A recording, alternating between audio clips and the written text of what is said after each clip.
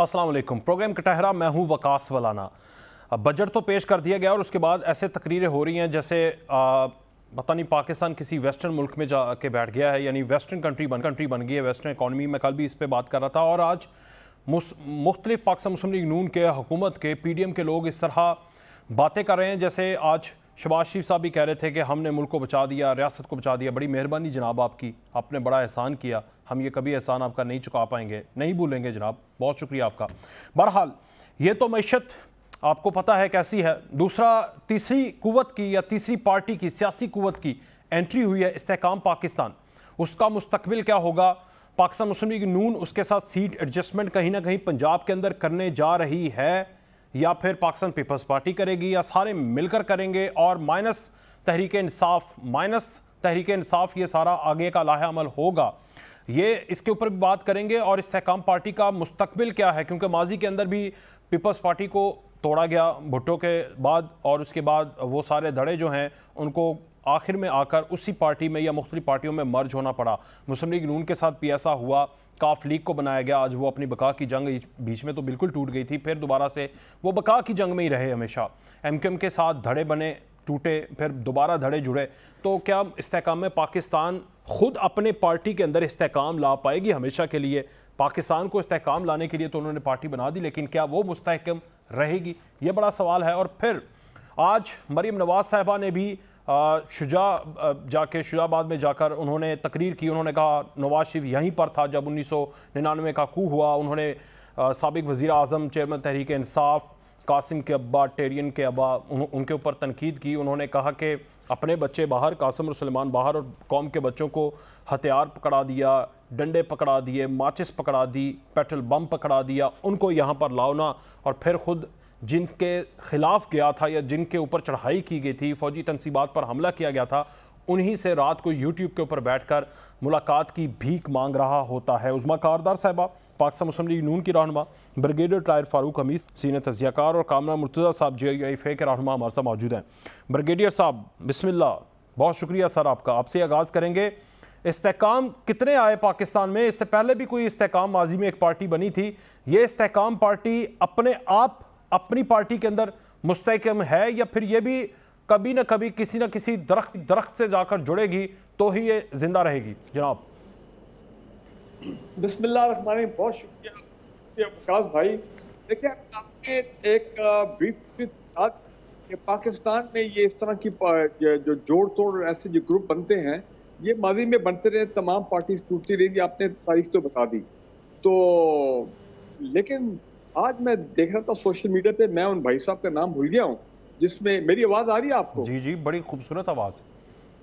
Okay, शुक्रिया। तो मैं आज एक भाई साहब का नाम भूल गया, जिन्होंने आज इस्तेहकाम पार्टी से अपना ला ताल्लुकी का इजहार किया। उन्होंने कहा जी the first person has left the party, और ये सोशल मीडिया पे उनके जी तस्वीर भी थी और खबर भी थी। बहुत वेरी इंटरेस्टिंग। देखे ना द वे ये ग्रुप जो है, अभी मैं इसको पार्टी तो नहीं कहूँगा एक आप, और ये भी मैं नहीं कहूँगा कि ये कोई लाइक माइंडेड ग्रुप है। ये एक विलिंगली और अनविलिंगली ये लोग इकट्ठे हुए हैं। जाहिर बात है, मकसद यही है कि पाकिस्तान की पार्टी, ये जो बड़ी पार्टी है PTI, ऑब्वियसली वो इस वक्त इंतशार के शिकार है, बड़े ज़ेर ताब है। तो ये लोग इकट्ठे हुए हैं, लेकिन ना इनका कोई नजरिया अभी सामने आया, ना कोई उनका मैनिफेस्टो सामने आया है, और इनके वोट बैंक उनके नाम में उनका नजरिया। और क्या चाहिए आपको? आपने इंतशार को उठा के बाहर फेंक दिया, आपने उस सारी की सारी गंद को उठा के बाहर फेंक दिया। अब पाकिस्तान मुस्तहकम होगा, वो इस्तेहकाम लेकर आए, वो नून लीग लेकर आए, वो JUIFA लेकर आए, या वो पीपल्स पार्टी लेकर आए, या आप लोग?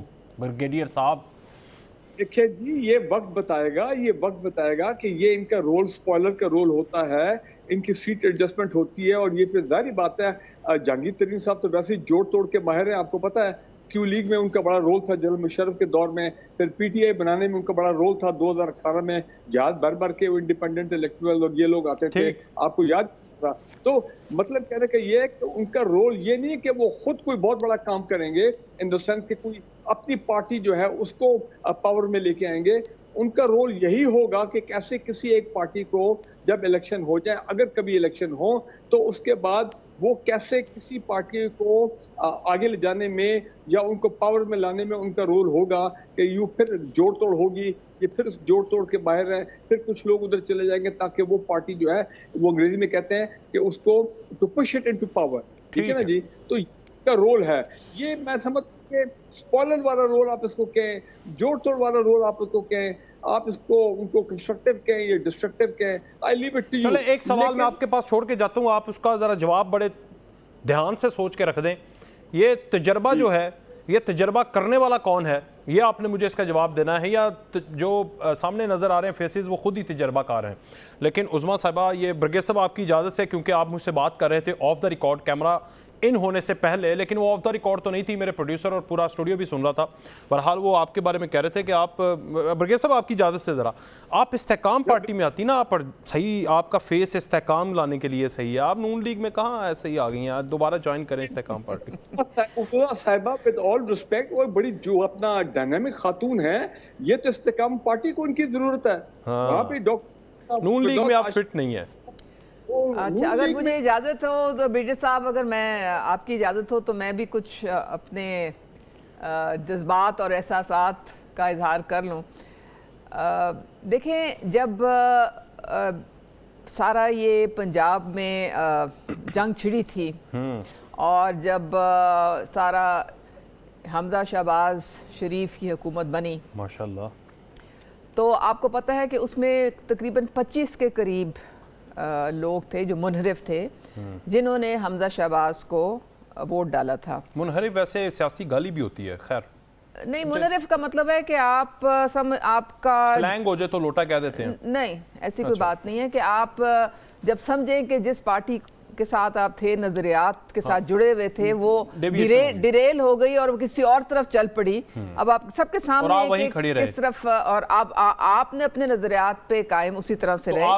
آپ نے دیکھا کہ نون لیگ انہی نظریات پہ آگئی اور آپ نے ان کو جوائن کر میں یہ کہنا چاہ رہی ہوں کہ اس وقت ہمارا سفر اکٹھے ہم نے سٹارٹ کیا تھا. اس میں سارے یہ پارٹیز تھیں، اس میں جہانگیر ترین کا گروپ بھی تھا، علیم خان صاحب کا گروپ تھا، اور ایک ہمارے اسد کھوکھر صاحب ہیں، ان کا بھی گروپ تھا. تو اس وقت میں جہانگیر ترین صاحب کے گروپ میں ہی تھی. 14 ان کے ایم پی ایس تھے اور میں واحد خاتون تھی. پھر آپ کو پتہ ہے کس طرح سے 14 پہ بھاری تھی ماشاءاللہ، یہ تو مجھے پتہ ہے. اچھا خیر، پھر کس طرح سے ہمارا سارا معاملہ جب ہوا اور ہمیں ڈی سیٹ کیا گیا، تو اس کے بعد کورٹ میں یہ سارا معاملہ چلا گیا. کورٹ وہ میں ساری مجھے سمجھ ہے. سب آگے آپ کو سمجھ، سافٹ کارنر ہے for the Jahangir Tareen party استحکام کے لیے، سافٹ کارنر ہے نا. میں آپ کو بتا رہی ہوں نا. دیکھیں، جب وہ بائی الیکشنز میں جب 15 لوگ ہار گئے تھے، ان میں سے بہت سارے جہانگیر ترین کے گروپ کے بھی بندے تھے.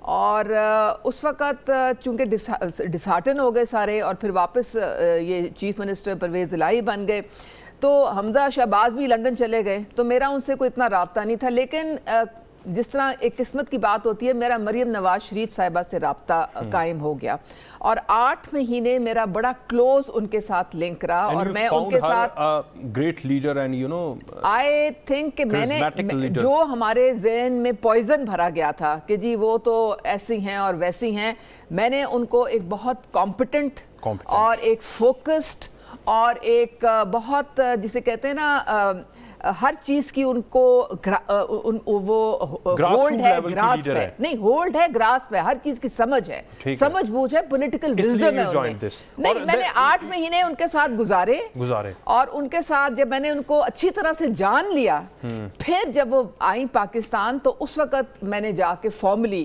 ان کو جوائن کیا. تب میں نے ان کو جوائن کیا. اس وقت تک یہ استحکام پارٹی یہ اس کا کوئی وجود نہیں تھا. لیکن مجھے انہوں نے بڑی عزت دی، اور مجھے انہوں نے اپنا پارٹی کا ٹکٹ بھی دیا. تو جو آپ کو عزت دے اور آپ کو ایک پلیٹ فارم دے آگے بڑھنے کا، جہاں آپ ملک کی خدمت کر سکیں، تو ظاہر ہے پھر آپ، پھر آپ کی مورل ڈیوٹی ہے کہ آپ ان کے ساتھ کھڑے ہو. کامران مرتضیٰ صاحب، سر یہ سارا پولیٹیکل اور اکنامک سینیریو، سر آپ سینئر ہیں سر، ذرا ڈیفائن کیجئے گا. استحکام آ رہا ہے، استحکام لانے، ساتھ دیں گے آپ یا ساتھ لیں گے ان کا؟ دیکھیے، یہ پاکستان میں یہ عام سی بات ہے. اس پارٹی کا، کسی بھی پارٹی کا، اس طرح کی پارٹی کا کوئی بھی نام رکھ لیں، یہ بنتی ہیں عام طور پہ الیکشن سے آگے پیچھے جو ہے اس طرح کی پارٹیاں بنتی ہیں، اور پھر اس کے بعد جو ہے نا ان سے اپنے کام بھی لیے جاتے ہیں، مقاصد بھی حاصل ہوتے ہیں. اور چونکہ آپ یہ نمبر گیم ہوتی ہے پارلیمانی نظام میں، اور آپ مجبور بھی ہوتے ہیں ان سے بھی، مطلب جو چھوٹی پارٹیاں ہوتی ہیں ان سے بھی 2-2 4-4 جن کے ایم این ایز ہوتے ہیں ان کے ساتھ بھی، ان کو بھی ساتھ لے کے چلنا پڑتا ہے. تو اس وقت تک جب تک آپ کے ہاں جو ہے نا وہ پارٹی سسٹم جو ہے اس کی بھی پارٹیز کے نمبر جو ریڈیوس نہیں ہوتے اس طرح سے، وہ پھر یہ الیکٹیبل ہے. انفیکٹ یہ ایسے الیکٹیبل ہیں جو اپنا ایک ووٹ بینک رکھتے ہیں. یہ فیوڈل سمجھ لیجئے، یا ان کے پاس جو ہے نا وہ اتنے وسائل ہیں، وسائل کے حوالے سے تو میٹر اس طرح سے کرتے ہیں. اور وہ چونکہ میٹر کرتے ہیں، پھر جب وہ کسی پارٹی کے ساتھ جو ہے ایڈجسٹمنٹ کرتے ہیں، ان کی کچھ پارٹی کے ووٹ ہو گئے، کچھ ان کے اپنے ووٹ ہو گئے، پھر وہ اس وقت تک ان کے ساتھ چلتے ہیں جب سسٹم ان کے ساتھ چلتا ہے. جب سسٹم جو ہے وہ چلا جاتا ہے، جیسے اب پی ٹی آئی کے ساتھ سسٹم نہیں چل پایا اور دیکھا کہ وہ سسٹم پہ بوجھ بن گئے، تو وہ اس میں سے استحکام نکال لیا. وہ پھر اس طرح سے باقی پارٹیوں کے ساتھ بھی ہوتا آیا ہے، ہوتا آئے گا بھی بظاہر ابھی تک تو جو ہمارے یہاں ملک میں نظام ہے. اس کا رزلٹ کیا ہے سر؟ اس کو حل کس طرح کیا جائے گا؟ کبھی استحکام نکل آتا ہے، کبھی وہ استحکام لیس ہو جاتی ہے پارٹی، تو کہ کیسے پارٹی سسٹم کیسے مضبوط ہوگا جناب؟ کیا کریں؟ دیکھیے پارٹی سسٹم اس طرح سے مضبوط ہو سکتا ہے کہ ہم پارٹیز جو ہے نا وہ یہ طے کریں اور پبلک بھی طے کرے. یہ انفیکٹ جو ہے نا یہ اس طرح کی جو الیکٹیبلز ہیں ابھی اس وقت جو ہے نا وہ رہ گئے ہیں آپ کے ایگریکلچر جہاں پہ جن علاقوں میں ہیں، اور اس ایریا سے جو ہے نا ان کا تعلق زیادہ ہے. شہروں میں جہاں ایجوکیشن آ گئی ہے وہاں جو ہے کچھ نسبتاً حالات بدل گئے ہیں، مگر آپ کی پارٹیز کمزور ہیں، پولیٹیکل پارٹی سب کی سب جو ہے وہ کمزور ہیں. اور وہ کمزور پارٹیاں جو ہے نا وقت کے ساتھ کسی بھی ایسی پارٹی کے ساتھ اتحاد کرنے کے لیے سب کے سب تیار رہتے ہیں. ہم خود بھی جو ہے نا جس وقت ایسی بات ہوگی جب ہم کو ان کے ووٹ چاہیے ہوں گے تب بات ہے یہ، مگر ہم بھی جا کے ان کے دروازے پہ بیٹھے ہوں گے اور ان کے ساتھ. تو جب تک ہم سارے دروازے پہ بیٹھیں گے ان کے تو پھر یہ معاملات اسی طرح سے چلیں گے. پاکستان کا شاید نصیب اسی طرح سے ہے. وہ جو ٹرو پالیٹکس ہے وہ یہاں پہ ابھی تک نہیں شروع ہو پائی پورے ملک میں، چند شہروں میں. تو سر آپ نہیں سمجھتے کہ ایک لیڈر اٹھا تھا، اس لیڈر نے آ کے نئی سوچ دی، نیا افق دیا، لیکن خیر اس کو بھی آخر میں الیکٹیبلز کو ملانا پڑا، لیکن پھر بھی اس نے بڑے ینگ لیڈرز کو جنم دیا. آپ نہیں سمجھتے تھے کہ وہ بہتر کر رہا تھا، یا پھر وہ بھی اسی گنگا میں نہا کے آیا تھا جس میں ماضی سے 75 سالوں سے نہا رہے ہیں سارے اسی گنگا سے اسی سے نہا کے آتے ہیں. اور ابھی تک جو ہے نا وہ شاید اس ملک میں ایسا کوئی لیڈر جو ہے وہ اقتدار میں جو ہے نہیں آیا جو بغیر ان کے اقتدار میں آیا. وہ بھٹو صاحب کو آپ کہہ سکتے ہیں شاید، مگر بھٹو صاحب کی سرکمسٹانسز اس وقت اور تھے. اور اس کے علاوہ جو ہے مجھے نہیں ایسا کوئی نظر آیا ایسا لیڈر جو کہ بالکل جو ہے نا وہ کہے کہ میں اپنی جو ہے نا پالیٹکس کی اس پہ اور اپنے نظریات کے زور پہ اقتدار میں آیا ہوں. چھوٹی چھوٹی پارٹیاں نظریاتی پالیٹکس کرتی ہیں، مگر نواز شریف نام بے نظیر بھٹو کوئی بھی نہیں، وہ سارے کے سارے کمپرومائز کرتے ہیں. اور یہ کمپرومائز چونکہ ہم کرتے ہیں تو اس وجہ سے جو ہے نا وہ ہماری پالیٹکس جو ہے وہ بعض اوقات جو ہے وہ لوگ اس میں ناراض بھی ہوتے ہیں. اس میں سے نظریاتی لوگ نکلتے ہیں، بھلے اس میں نواز شریف کو لے لیجئے، بھلے بی بی کو لے لیجئے، خود نظریاتی ہو سکتی ہے مگر اس نے بھی کمپرومائزز کیے تھے. نواز شریف صاحب بھی کمپرومائز کرتے ہیں، اور آئندہ بھی شاید معاملات میں کمپرومائزز جو آپ کو نظر آ رہا ہے سینیریو اس میں کمپرومائز کرنے پڑتے نظر آتے ہیں. ٹھیک. لیم بریگیڈیئر صاحب، یہ تو کمپرومائزز پاکستان کی سیاست میں کرنے پڑیں گے، اور جب تک کمپرومائزز کرتے رہیں گے تو پارٹیاں ٹوٹتی بھی اور بنتی بھی رہیں گی، لیکن پارٹیاں استحکام نہیں پکڑیں گی بلکہ ان میں سے استحکام نکلتا رہے گا. ٹھیک ہے نا برگے صاحب؟ دیکھیں جی، دو باتیں ہیں. پہلا تو یہ کہ پاکستان میں اس طرح کی جینوئن سیاست ہم نے نہیں دیکھی. یہ جینوئن سیاسی لیڈر ہم نے اس طرح اس لحاظ بھی نہیں دیکھے، کیونکہ پارٹی میں موروثیت آ گئی ہے. یہ چند فیملیز ہیں، 5-6 فیملی جو کہ جن کی وجہ سے وہ آگے لوگ وہ پارٹی چل رہی ہیں. ان میں اس طرح کی جمہوریت نہیں ہے، نہ ان کی پارٹی میں اس طرح کے الیکشن ہونے چاہیے وہ بھی نہیں ہوتے ہیں. تو وہ فیملی پالیٹکس چل رہی ہے، اور وہ فیملی جو ہیں وہ پاور میں آتے ہیں، وہی ڈکٹیٹ کرتے ہیں کہ کیا ہونا چاہیے. تو ایک تو یہ. دوسرا جو ہمارے سینیٹر صاحب نے، آئی ایم سو گلیڈ کہ انہوں نے آج وہ بات کر دی میں ہمیشہ کہتا ہوں پاکستانی پالیٹکس، پاکستان کی سیاست ہے all about deals and compromises. اس کی وجہ یہ ہے کہ اور یہ مسئلہ یہ نا برگیٹ صاحب دیکھیں نا آپ بھی اسی آپ کو تھوڑا سا اور آگے بات بڑھانی چاہیے تھی. انہوں نے کہا کہ پولیٹیشنز کمپرومائز کرتے ہیں. پولیٹیشن سے جو کمپرومائز کرواتا ہے جناب اس کا نام، اس کو بھی تھوڑا سا پیار محبت. نہیں دیکھیں جی، میں آپ کی بات مانتا ہوں کہ پاکستان میں بالکل ہمیشہ اسٹیبلشمنٹ کا ایک رول رہا ہے. پاکستان میں مانتے ہیں یہ کوئی ڈھکی چھپی بات نہیں ہے، لیکن اگر ہمارے محترم سیاستدان if they take the high moral ground, they take high moral ground اور وہ جناب فیصلہ کر لیں کہ ہم نے جو ہے for the sake of our genuine ہمارے جو پولیٹیکل ہمارے نیریٹیوز ہیں، جو ہماری پولیٹیکل پوزیشنز ہیں، جو نیشنل پوزیشن ہماری ہونی چاہیے، اسٹیٹ کے نیریٹیو، ریاست کے نیریٹیو، وہ political interest will be more, یہ national interest will be more than are political interest, party interest اور فیملی انٹرسٹ، تو پھر تو کوئی ڈیل اور کمپرومائز کا سوال ہی نہیں پیدا ہوتا. دیکھیں نا پھر ان کے فیصلے بھی اچھے ہوں گے، پاکستان کے حق میں فیصلے ہوں گے، عوام کے حق میں فیصلے ہوں گے. پھر میں اپنی جیب کی پرواہ نہیں کرتا، کوئی اپنی فورن بینک اکاؤنٹ کی پرواہ نہیں کرے گا. وہ یہ نہیں کہے گا کہ میں نے دبئی میں اتنے اربوں روپے انویسٹ کرنے ہیں، یا میں نے یہاں سے پیسہ لے کے باہر لے کے جانا ہے اور میرا مشن یہ ہے، باقی عوام کے ساتھ جو ہو وہ ہوتا رہے، مر جائے غربت میں، پاورٹی میں، وہ تمام چیزیں. جب ہمارے سیاستدان ان چیزوں سے اوپر آ جائیں گے تو پھر آپ دیکھیں کہ کوئی سسٹم ان کا کوئی کچھ نہیں کر سکتا. پھر کوئی ڈیل کی ضرورت نہیں ہے، کوئی کمپرومائز کی ضرورت نہیں ہے.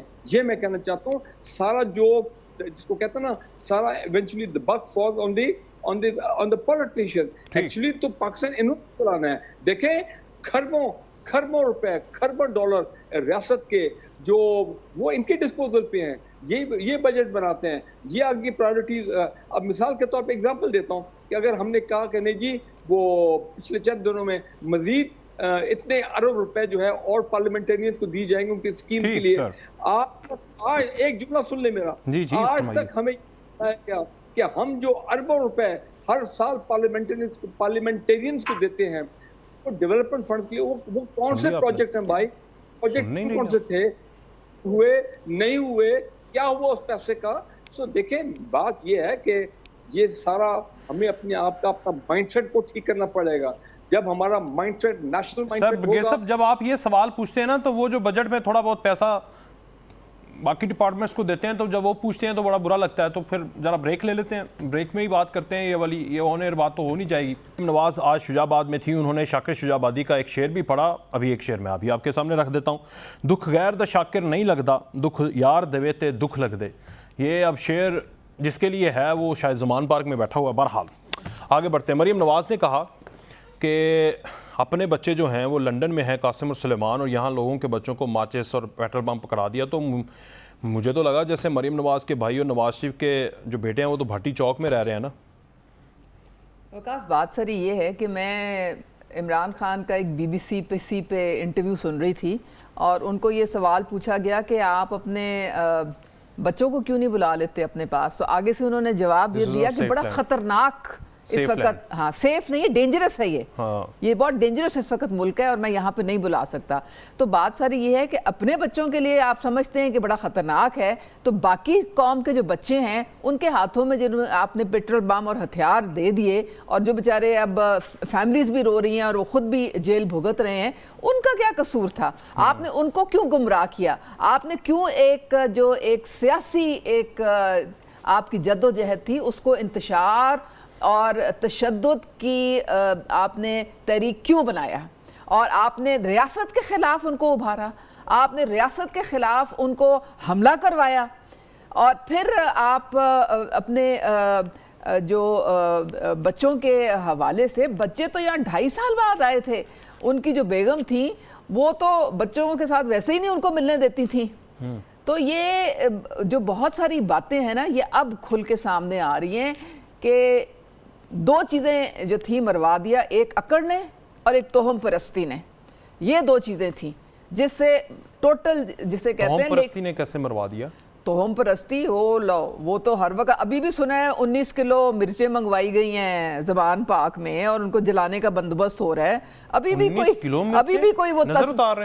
कोई इस तरह की कोई अमलियात के लिए कोई काली काली चीजें पहनी हुई हैं बाजू पे मोहतरमा ने, मुट्ठी भी उतर गई आजकल तो। नहीं वो मोहतरमा ने पहनी हुई हैं, वो जब गई थी पेशी पे तो वहां पे लोगों ने देखा है, और वो भी कोई वो हिंदू आमिल जो होते हैं ना वो इस्तेमाल करते हैं वो काली बीड्स जो है सारी। मजहब किसी का ना नहीं ये तो आप जाके गूगल करके देख लें। अच्छा, तो ये सारी बातें तो सबको पता है। ये कोई इमरान खान को इद्दत में क्यों निकाह करना पड़ा, सॉरी वो इसलिए करना पड़ा था क्योंकि मुर्शिद साहिबा ने फरमाया था कि अगर 1 जनवरी 2018 से आपने पहले निकाह ना किया तो प्राइम मिनिस्टर नहीं बन सकेंगे। अच्छा। और ये ऑन चौधरी तो घबरा गया, उसके तो अब वो हाथ पांव फूल गए, उन्होंने कहा ये कैसे हम कर सकते हैं, तो उसने कहा कि ऊपर से हुक्म आया है।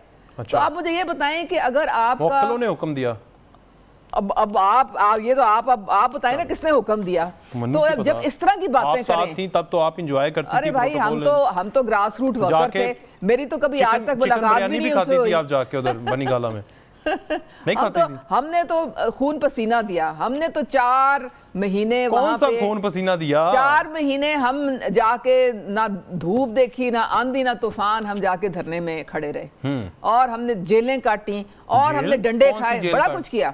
कौन सी जेल काटी? ये आपकी अल्लाह भला करे जो शादमान का थाना है। अच्छा, चलो शादमान की हवालात देखिए जी, सबसे अब आप पूछ रहे थे ना कि ये अब आपको मजा नहीं आ रहा प्रोग्राम करने का। देखें ऑफ द रिकॉर्ड में कह रहा था कि देखे ना सियासत का एक मेला होना चाहिए। वो लूडो खेलते थे, मैंने एग्जांपल भी दी थी कि लूडो खेल रहे होते थे, एक बंदा आता था हाथ मार के ना सारी वो गेम ही खत्म कर देता था। तो ये कर दिया आपने, मजा खराब कर दिया। अब आप अपनी मईशत जो है ना उसकी लूडो खेलें कि उसको कैसे ठीक करना है। तो फिर नून लीग के तो मुश्किल दिन आने वाले हैं। उसके लिए ये सारी ये ड्रामाबाजी खत्म करनी पड़ेगी, सारों को करनी पड़ेगी सही, और इकट्ठे मिलके एक कौम बन के सोचना पड़ेगा और आपस में बात करके तो हमें जो मसाइल का हल है, जो आम पब्लिक के जो इश्यूज हैं उनको बैठ के एड्रेस करना पड़ेगा। ठीक ले सेनेटर साहब, ये आज मौलाना फजल रहमान साहब ने कहा कि GOIFA ने 4 साल एहतजाज कर करके इमरान प्रोजेक्ट को जमीन बॉस कर दिया। जनाब वो अगर 9 मई की गलती ना करते वो तो खा गए थे आपको पॉलिटिकली और अपनी पॉपुलैरिटी में। जनाब ये क्या बयान दे दिया आज? देखिए ना, वो गलती भी तो आखिर किसी टेंशन में की होगी ना उससे आखिर कोई ना कोई ऐसा प्रॉब्लम था तो उससे गलती हुई है। तो वो गलती जो है वो निकाले जाने के बाद वो एक के बाद दूसरी गलती करते रहे। ये पहली गलती नहीं थी 9 मई वाली, ये मेरे ख्याल 3री-4थी गलती थी। तो वो गलतियां भी इसलिए होती हैं कि कोई अपोनेंट होता है, कोई आपको टफ टाइम दे रहा होता है। तो ये हकीकत है कि जब सबसे ज़्यादा टफ टाइम जो है मौलाना फजल रहमान ने दिया है इमरान खान, आप उनको जितना भी क्रेडिट दें या उसको डिसक्रेडिट करें 9 मई के हवाले से, मगर जितना टफ टाइम दिया है, अगर फ़र्ज़ करना है कि मौलाना ये लेके शुरू ना होता तो आपका ये प्रोजेक्ट जो है ये मुमकिन है अगले 5-10 साल भी चलता रहता। प्लानिंग तो इसकी मुकम्मल थी कि वो उसको अपॉइंट करेगा, वो उसको एक्सटेंशन देगा, वो फिर उसको इलेक्शन जिताएगा। तो वो सारी प्लानिंग जो ना वो ज़मीन पोश हो गई। बज़ाहिर ये दुनिया में तो मतलब ऐसा लगता है, मगर अल्लाह पाक की अपनी एक प्लानिंग होती है। आप जब ये इस तरह प्लान करने लग जाते हैं और समझते हैं कि जी मेरी प्लानिंग जो बड़ी परफेक्ट है और इस तरह से हम जो ना मज़ीद 10-20 साल गुजारेंगे, फिर अल्लाह ने भी आपको जो है वो मामला दिखाने होते हैं इसी दुनिया में। और इसी दुनिया में देख लिए कि अब आप देख रहे हैं कि इस वक्त वो मिनटों पे तकरीबन आए हुए हैं और हर तरह से वो बात करने के लिए या कि राब्ते करने के लिए जो ना वो जो उनसे बस हो रहा है वो कर रहे हैं। तो जब इतना बस नहीं है, जब इतने कमज़ोर थे तो फिर लड़ते क्यों भाई, क्यों लोगों को, उन बच्चों को क्यों मरवा दिया? बड़ा अच्छा फिक्रा बोल दिया, आपको पता ही नहीं है। जब वो एक मूवी का एक बड़ा जुमला था ना कि जब खिला नहीं सकते तो पैदा क्यों करते हो भाई, जब हिम्मत नहीं है तो लड़ते क्यों? लड़ते क्यों? तो इतने कमजोर थे। उन बच्चों का अब जो है ना वो क्या बनेगा जिनका फ्यूचर है, या उन बच्चियों का। तो उनको जो है ना वो तबाह बर्बाद कर दिया। अपना कासिम जो है वो मुल्क में नहीं लाना और दूसरे के बच्चों के साथ जो है ना उनको अब ये बड़ा संजीदा मसला है उनके साथ कि अब फर्ज कर लीजिए कि उनके खिलाफ प्रोसीड करती है रियासत और अदारे, तो फिर वो बच्चे तो गए, वो इस मुल्क के कभी भी जो है ना वो मुनासिब शहरी नहीं बन पाएंगे। اور جب نہیں بن پائیں گے تو پھر یہ سارا کچھ جو ہے نا وہی گناہ جو سمجھ لیجئے، برائی سمجھ لیجئے، اچھائی سمجھ لیجئے، یہ سارا کچھ عمران خان صاحب کے کھاتے میں جائے گا. آپ اون بھی نہیں کر رہے ہیں وہ اس حد تک کہ آپ پارٹی ان کو جو ہے سب اس حد تک انسٹیگیشن کرنے کے بعد، سب کچھ کروانے کے بعد جو ہے ان کو اون بھی نہیں کر رہے. پہلے ایجنسیوں پہ ڈالا، پھر ایجنسیوں سے نکال کے جو ہے نا کہ ہمارا تو تعلق نہیں ہے، ہمارا تو یہ مطلب نہیں تھا. تو وہ بیچارے دھکے کھاتے پھریں گے. آپ دیکھیں گے کہ 2-4-6 مہینے کے بعد جو ہے یہ فیملی جو رول کے خراب ہو کے پھر ہم جیسے جو وکیل جو پبلک کے لیے جو کر رہے ہوتے ہیں ان کے پاس جا کے ان سے جا کے کہ اب کوئی کیس ہی کر دیں تو ادھر سے ملٹری کورٹ سے سزا ہوئی ہے، ادھر سے جان چھوٹ جائے، ریگولر سائٹ پہ آ جائے، اس طرح کے معاملات آنے شروع ہو جائیں گے. آپ ٹھیک ہے سر، میں اب سمجھ گیا ہوں. اچھا جی، وہ ایک کلام ہے بریگیڈ صاحب، یہ عبرت کی جا ہے، تماشا نہیں ہے. یہ تو کائنات کے لیے، دنیا کے لیے کہا گیا نا، یہ دنیا کے لیے کہا گیا، تو پارٹی کے لیے بھی یہی ہو گیا نا، یہ عبرت کی جا ہے، تماشا نہیں ہے. جس نے تماشا کیا اس کو عبرتناک انجام مل رہا ہے، بنایا جائے گا تاکہ آئندہ کوئی ایسا تماشا نہ کرے. ٹھیک ہے نا بریگیڈ صاحب؟ نہیں تو ٹھیک ہے، اس میں کوئی شک نہیں کہ the law should take its natural course. اگر پی ٹی آئی کے لوگ ہیں وہ 52 کے اگر ان کے خلاف ملٹری کورٹ کی پروسیڈنگ شروع ہو گئی ہیں تو so be it, the law of the land. اور اگر کل کو وہ پی ٹی آئی کے جو ٹاپ لیڈر ہیں جس طرح رانا ثنا صاحب کہہ رہے ہیں، اگر ان کی چیئرمین جو ہے اگر ان کے لیے ملٹری کورٹ کا فیصلہ ہوتا ہے تو بالکل ملٹری کورٹ کا فیصلہ ہے، اس میں تو کوئی بڑی بات نہیں ہے. ٹھیک ہے نا جی. سو کہنے کا میرا مطلب یہ ہے کہ اس وقت ایک بڑی پارٹی ہے، اگر وہ پھر میں لفظ کہوں گا زیر عتاب ہے، بڑی مشکل سچویشن میں ہے، تو سو بھی ٹھیک ہے، ہوتا ہے پارٹی. سر بغیر صاحب سچ بولے نا، بڑی پارٹی تھی، بڑی پارٹی ہے کیسے؟ وہ تو آج مریم کہہ رہی تھی ایک رکشے میں پوری آ جائے گی. نہیں وہ آپ کی بات صحیح ہے. دیکھیں وہ جس دن ان کا ووٹ بینک ختم ہو جائے گا تو بالکل اس میں 6 مہینے لگے. یہ ہے نا پوائنٹ. ٹھیک یعنی ووٹ بینک آج بھی انٹیکٹ ہے بقول بریگیڈیئر فاروق حمید صاحب کے. میں آپ کو بتاتا ہوں، دیکھیں بات یہ ہے کہ اوور نائٹ تو اسٹاک مارکیٹ جب گرتی ہے تو بالکل کریش کر کے زیرو تو نہیں ہو جاتی نا. 1000 پوائنٹ گرتی ہے، 2000 پوائنٹ گرتی ہے، ٹمبل بھی کر جاتی ہے، لیکن کچھ عرصہ وہ بالکل کریش ہونے میں کچھ ٹائم لگتا ہے. تو میں یہ کہنا چاہ رہا ہوں کہ یہ آنے والے جو الیکشن ہیں، میں ابھی بھی سمجھتا ہوں کہ اگر وہ جس طرح 2-3 دن میں ہمیں وہ ہنٹ دیے جا رہے ہیں، اسحاق ڈار صاحب نے بھی کل کہا ہے ان کی کوئی ایمبیگوٹی الیکشن کے بارے میں، لیڈر آف دی اپوزیشن نے کہا ہے کہ جی الیکشن اکتوبر میں ہوتے نظر نہیں آ رہے، تو وہ بالکل میں سمجھتا ہوں وہ صحیح ہے. اس وقت پرائیورٹی 2 ہونی چاہیے حکومت کے سامنے. اور اس میں آپ کا سوال کا جواب ہے. میں بڑا خوش ہوا ہوں کہ آج آپ نے لیڈر آف دی اپوزیشن کی بات کو مان لیا، جس بندے کی پوزیشن کو نہیں مان رہے تھے آپ. ماشاءاللہ مجھے بڑی خوشی ہوئی ہے سر، چینج آ گیا آپ میں. یہی تو بیوٹی ہے پاکستان کے پولیٹیکل سسٹم کے لیے کہ جو لیڈر آف دی اپوزیشن ہے وہ کہہ رہے ہیں کہ میں الیکشن نہیں دیکھ رہا ہوں اکتوبر میں. کل انہوں نے جو ARY میں انٹرویو دیا ہے، کہنا ہے میں یہ چاہ رہا ہوں اس وقت پرائیورٹی ایک پہلی ہے کہ 30 جون تک جناب ہمارے گورنمنٹ کو مل جائے وہ $1.5-2 ارب. IMF کا پرائیورٹی وہ ہے. اس کے بعد جولائی اگست میں کہ جناب اگر IMF کا نہیں ہوتا تو وہ پلان بھی ہے اسحاق ڈار صاحب کا، انہوں نے کہا وہ ہم پبلک کر سکتے ہیں. ٹھیک ہے نا جی. تو وہ آپ کو پتہ ہی ہے کشکول ہی ہے. چیئرمین تحریک انصاف کے خلاف 2 سے 3 ہفتوں میں قانونی کارروائی کا آغاز ہو جائے گا. وزیر داخلہ رانا ثناء اللہ ان کے خلاف 4 تو اوپن اینڈ شٹ کیسز ہیں جو سب کو پتہ ہے. آپ ان کا فارن فنڈنگ کا کیس دیکھ لیں، آپ توشے خانے کا کیس دیکھ لیں، پھر القادر یونیورسٹی کا دیکھ لیں، پھر ان کی بیٹی، تو یہ تو فیس کرنے پڑیں گے نا. اور اب جو یہ انہوں نے 9 مئی کا جو مین آرکیٹیکٹ تھا اور جو برین تھا بیہائنڈ دس ہول اٹیک، وہ سارے جو تانے بانے وہ جا کے ان سے ملتے ہیں، تو وہ ایک ملٹری کورٹ میں جا کے تو ان کو فیس کرنا پڑے گا ٹرائل. تو جیسا کرو گے ویسا بھرو گے. ہی آسکڈ فار اٹ. یہ انہوں نے اپنے پاؤں پہ خود کلہاڑی ماری ہے، کسی نے ان کو نہیں کہا. وہ بات ساری یہ ہے کہ انہوں نے کبھی پارٹی جو آپ دیکھ رہے ہیں کہ بکھر رہی ہے، جو پارا ہو گئی ہے، وہ اس لیے کیونکہ انہوں نے نہ کبھی اپنے کسی MP کو عزت دی، نہ کسی MNA کو عزت دی. انہوں نے صرف یہ کہا میری وجہ سے تم ہو، میں نہیں ہوں تو تم بھی نہیں ہو. تو جب آپ اس طرح کا ایک آپ اکڑ دکھائیں گے اور سمجھیں گے کہ جی میں ہی سب کچھ ہوں اور میں ہی اکلے کل ہوں، تو پھر پارٹی تو اس طرح کٹھی نہیں رہتی ہے.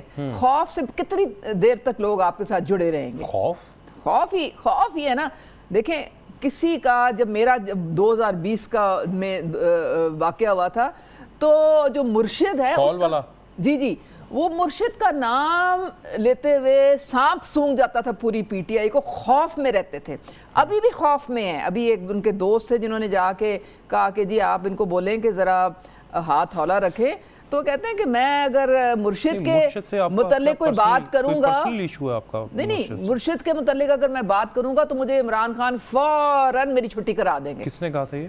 ان کا ایک قریبی دوست. نام لے لیں اب تو ڈرتے ہیں. نہیں اب کیا نام لینا ہے نا. انہوں نے یہی سمجھانے کی کوشش کی تھی کہ تھوڑا سا بیک فٹ پہ جائیں, تھوڑا سا حالات بہتر ہونے دیں. چیک کریں, آپ کی ہمت کو داد دیتا ہوں, آپ نے نام لیا, کیا آپ نے نام لیا مرشد کا نا, آپ نے کریٹیسائز کیا 2020 میں. میری بلا سے وہ خاتون ہے جس نے اس کو برباد کیا ہے. تو یہ تو اللہ کے کام ہے. جب آپ ظلم لوگوں پہ, خاص طور پہ اگر آپ اپنے نظریاتی کارکنوں پہ ظلم کریں گے تو ظلم کا حساب دینا پڑتا ہے. کیا انڈائریکٹلی سجیسٹ کر رہی ہیں کہ اللہ نہ کرے طلاق بری چیز ہے, نہیں ہونی چاہیے, ناپسندیدہ عمل ہے. اللہ تعالیٰ نے کہا کہ جو آفیشلی ناپسندیدہ تو عدت میں نکاح بھی تھا. لیکن اب دیکھیں نا, ان کو اب نہ کوئی 5 کیرٹ ڈائمنڈ دے رہا ہے, نہ کوئی 450 کنال زمین دے رہا ہے. تو اب وہ مانکا فیملی کہتی ہے کہ بھئی اب چلو یہاں سے ٹرو کہیں اور دیکھتے ہیں, جا کے معاملہ فٹ کریں. اب تو کچھ رہ ہی نہیں گیا یہاں پہ, کچھ بچا ہی نہیں. اب مجھے یہ بتائیں نا, اب آپ یہ بتائیں کہ اب ان کو انٹرسٹ کیا بات ہے. اب تو وہ ریحام کا انٹرویو سن رہی تھی, وہ کہتی تھی اس گھر میں پانی بھی مفت آتا تھا, آٹا بھی جہانگیر ترین کے گھر سے آتا تھا, پیپسی بھی کہیں اور سے آتی تھی, جیم بھی کہیں اور سے آتا تھا. تو وہ تو مفتے کا مال سارا ہر جگہ وہاں پہ چلتا تھا. تو اب تو ساری دکان بند ہو گئی. تو اب کس نے جا کے, اب وہ جو 8-8 لاکھ کے بکرے روز باہر دیے جاتے تھے, وہ اے ٹی ایم بھی بھاگ گئے سارے. ان کی بنے گا, دکان بند ہو گئی. وہ ایک ابھی بھی ٹرانسمیشن کرے نا, ایک سوشل میڈیا پہ بھی کریں, اربوں روپے اکٹھا کر سکتے ہیں, آپ کو پتہ ہی نہیں ہے. آپ تو دیکھیں کیس بھگتے جائیں عدالتوں میں, اور وہاں پہ اپنا نام اگر کرا سکتے ہیں تو کلیئر کرائیں, نہیں کرا سکتے تو جو سزا پاکستان میں ہر ایک کے لیے ہے, رول آف لا سب کے لیے برابر ہوتا ہے. میں نے آپ سے سوال پوچھنا تھا, آپ نے, میں پھر آتا ہوں سینیٹر صاحب کی طرف, کہ اللہ تعالیٰ نے فرمایا کہ ناپسندیدہ عمل ہے جو کہ جائز عمل ہے طلاق, تو آپ انڈائریکٹلی کہہ رہے ہیں کہ جان چھوڑ دیں ان کی, وہ اگر انہوں نے تباہ کروا دیا. اب پچھتائے کیا ہو, چڑیاں چگ گئی کھیت. اب طلاق ہو نہ ہو, جو نقصان ہونا تھا, جو بیڑا غرق ہونا تھا, وہ ہو چکا ہے. سینیٹر صاحب, اب ہو گئی بری باتیں, ماضی قصہ ختم ہوا, اب اچھی باتیں آپ ہمیں سنائیں ذرا. کامران صاحب, اچھی باتیں کرنی ہیں آپ نے. ہنس رہے ہیں آپ, مشکل سوال ہے نا یہ. یہ بڑا مشکل سوال ہے. یہ ایسا ہے کہ جو حالات ہم پہ اس ملک پہ گزر رہے ہیں, اچھی باتیں نظر نہیں آ رہی ہیں. مطلب ٹھیک ہے, آپ یہ کہہ سکتے ہیں کہ ہمارا ایک مخالف جو ہے وہ بظاہر جو اس وقت مصیبت میں آپ سمجھ لیجیے, ختم ہونا سمجھ لیجیے, مگر اصل مخالف جو ہے ہمارے اب وہ غربت ہے. غربت کیا ہم نے کم کر دی ہے, معیشت جو ہے ہماری اس کے ساتھ ہم اس پہ قابو پا چکے ہیں, کیا ہم نے ملک کو ترقی کی راہ پہ ڈال دیا ہے. اصل معاملات اس ملک کے اور ہیں, اور وہ ہم ان کے ساتھ جو مسائل ہیں نبٹ نہیں پائے. کوئی نظر بھی نہیں آ رہا اس طرف, کوئی ول بھی ہماری نہیں ہے. ہم جن مسائل میں پڑے ہوئے ہیں شاید وہ بہت چھوٹے ہیں, اور جو پبلک سے مجھے بعض اوقات ڈر لگتا ہے, اگر ران صاحب اگر یہ اس ملک میں ہم زبانوں کے حوالے سے, لسانی حوالوں سے, اور یہ فقہوں کے اور فرقوں کے حوالے سے نہ بٹے ہوتے, لوگ ہمارا گریبان پکڑ چکے ہوتے. ہم نے تقسیم جو ہے یہ ہمارے مفاد میں, آپ اس کو کہہ دیجئے, بڑی تلخ حقیقت ہے, یہ تقسیم جو ہے یہ ہمارے مفاد میں ہے. وہ جس طرح سے لوگوں کی ڈویژن ہے, اگر آپ کبھی لیفٹ کے نقطہ نظر سے سوچیں تو وہ اس طرح کے حالات جو ہے وہ لیفٹ والوں کے لیے بڑے آئیڈیل ہوتے تھے. وہ کہتے تھے کہ انقلاب کے لیے جو نا حالات تیار ہو گئے. ہمارے ہاں کیوں نہیں ہوتے ہیں؟ وہ اس لیے کہ ہم ٹکڑوں میں بٹے ہوئے لوگ ہیں. ہم لسانی حوالوں سے بھی, مذہبی حوالوں سے بھی, ہر طرح سے جو ہے نا ہم ٹکڑے ہیں. تو اللہ اس ملک پہ رحم کرے, اللہ ان لوگوں پہ رحم کرے. برگیز صاحب, آپ کے پاس اچھی بات تو بہت ساری ہوتی ہیں, کوئی ایک ہمیں آج بتا دیں پھر جاتے.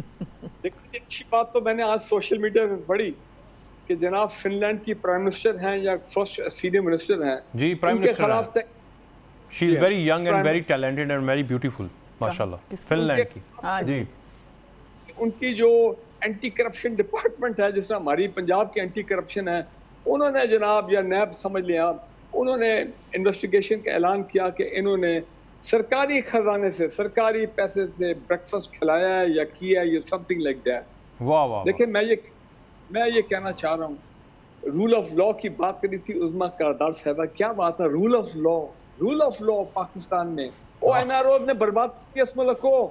آج جس ہم کھڑے ہیں، یہ جو ہم جنرل مشرف کے دور سے ہم نے برگیڈ صاحب این آر او دینے والے نے بھی برباد کیا ہے، پوری بات کیا کریں پلیز۔ میں ایگری ود یو، میں یہ نہیں کہہ رہا ہوں جنرل مشرف نے اچھا کام کیا تھا، این آر او دیکھ کے برباد کر دیا، لیکن انٹرنیشنل اسٹیبلشمنٹ شامل تھی بیچ میں کہ یہ ہونا ہے این آر او، اس کے بعد پتہ نہیں کتنے روز گئے ہیں، اور پھر تو جو لوگ خود تھے ملوث انہوں نے اپنے آپ کو این آر او دے دیا، تو کیا رہ گیا؟ اور پھر ہر لیول پہ ایمنسٹیز ہوئی۔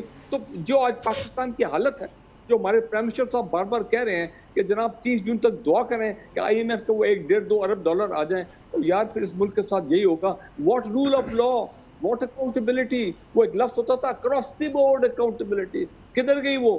تو پاکستان کو ہم یہاں لانے میں ہماری لیڈرشپ کا کردار ہے، عوام کا کردار نہیں ہے، یہ یاد رکھیں آپ۔ یہ عوام بڑی عظیم قوم ہے، یہ انہوں نے تمام تکلیفیں برداشت کی ہیں، لیکن ہم نے اگر جانا ہو ملک سے باہر پرائیویٹ ٹور پہ تو ہم سرکاری جیٹ میں جاتے ہیں۔ اب میرا منہ کیوں کھلواتے ہیں آپ؟ ادھر ہی آپ سینیٹر صاحب کے لیڈر کی طرف بات کریں، لیکن ابھی مطلب یہ آپ کا جس کو آپ ڈیفینڈ کبھی کرتے تھے لیکن خیر نہیں بھی کرتے تھے، تنقید بھی کرتے تھے، وہ بھی تو سرکاری ہیلی کاپٹر کے پی کے لے کے گھومتے تھے نا۔